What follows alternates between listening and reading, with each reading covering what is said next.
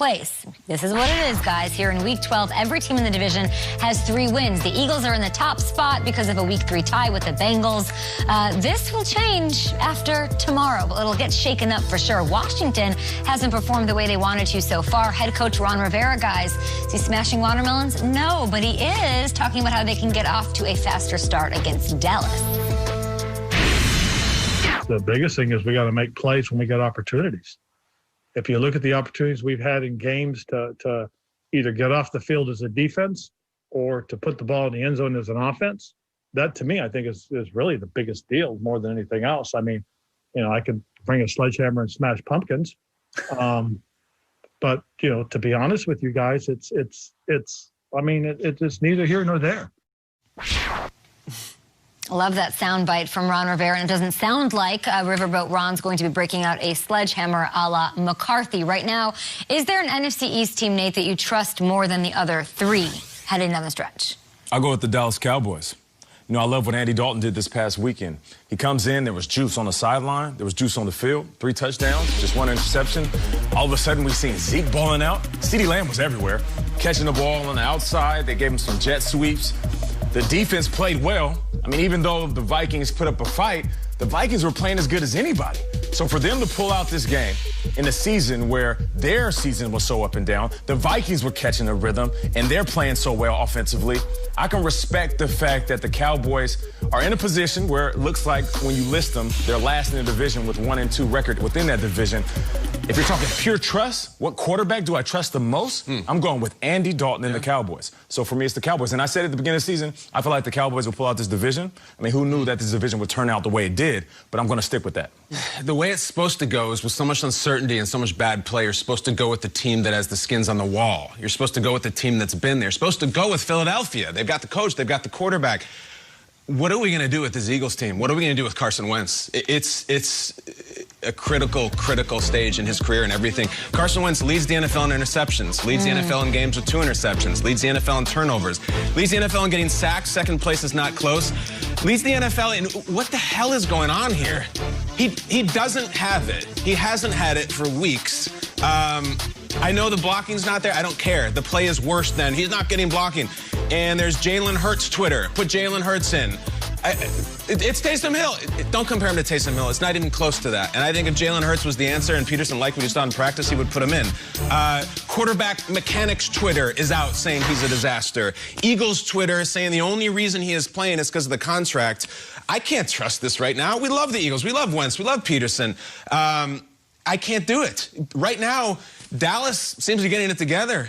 Washington has a quarterback who knows how to win. The Giants compete. The Eagles, I don't see a win on their schedule for the next month. And Carson Wentz, I don't recognize the player. Pete Carroll said a few weeks ago, I don't recognize my team, the Seahawks. I don't recognize Carson Wentz. So it might be the worst division ever, and I don't see anything with Philly that says they're going to win it. I can't trust them. Yesterday on the show, Kay made a plea to be patient with your young quarterbacks. Be patient with these guys. Look at Derek Carr. It took some years. Look at Alex Smith. Carson Wentz, we're at the crossroads right now because a lot of Eagles fans are out of patience. You have a second-round pick there. You're taking on water. You don't think it's worth giving Jalen Hurts a shot here? Maybe in pieces. Maybe you get him in and see what he can do. I mean, it's very strange that he's not. And the contract thing looms very large, and the fact that they don't want to bench Carson, they don't want to crush Carson, it seems like it's for the wrong reasons. And if you lose another one and another one, you have to break glass in case of emergency. You have to try something different. You have to. Doug Peterson says, I don't want to hear it. You got to win a game here, Doug. Yeah, there's only one team in this division, and maybe you can make the argument Washington. They're just playing with house money at this point, and I think it's the Giants. The Cowboys, the expectations are so high always, and coming into the season, the Eagles, that's a whole other situation. Giants have won 2 straight, young quarterback, no Saquon, first-year coach. Coming up, they have the hardest schedule coming up. The schedule that they have to face, it's brutal. They got the Bengals this week. Let's say they win against them. They're 3 wins in a row. No Burrow. They got to go at Seattle. They got to face the Cardinals. They got to face the Browns. And then they got to go into Baltimore. And then, of course, they finish with the Cowboys. But that's a tough... Nothing to lose. And I like this from Joe Judge. Might be a couple wins, maybe. There might be, right?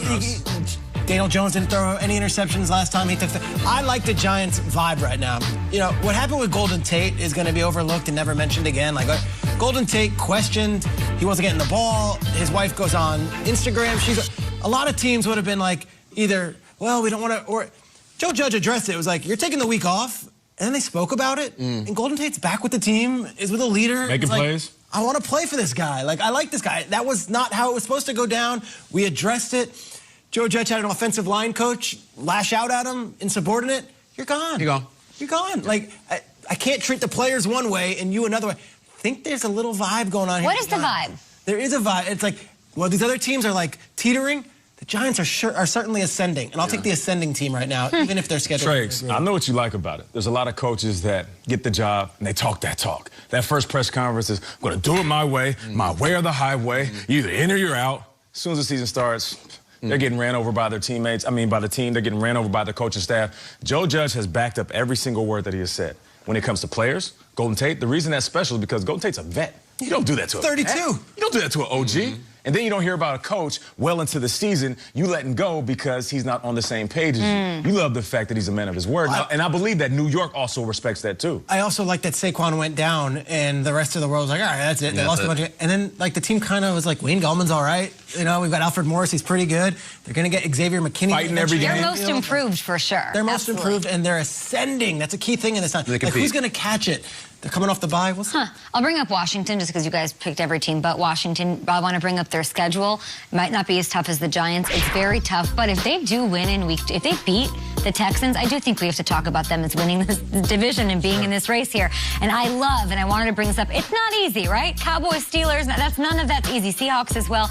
That Week 16 Panthers game, are you telling me that maybe Washington losing or winning this division or making the playoffs is going to be contingent upon Riverboat Ron facing his former squad in Carolina? I'm so here for that. That's good. I see Alex Smith at the 49ers, too. I mean, there's all kinds of stuff. Yeah. They got a guy at quarterback who he knows what to do. He's a winner. He's a winner. He knows how to run offense. Like, I've said it from the beginning. I thought he was better than Haskins to start the season. I love that he's the guy now, and they could win. We'll see if they can beat Washington. It all kicks off our coverage tomorrow. Get your Thanksgiving Day started with us. Get that turkey in the oven and turn on some football, baby. Texans, Lions, Washington versus Dallas. Sorry, I meant Washington, Dallas. That's what I meant. Okay, nightcap.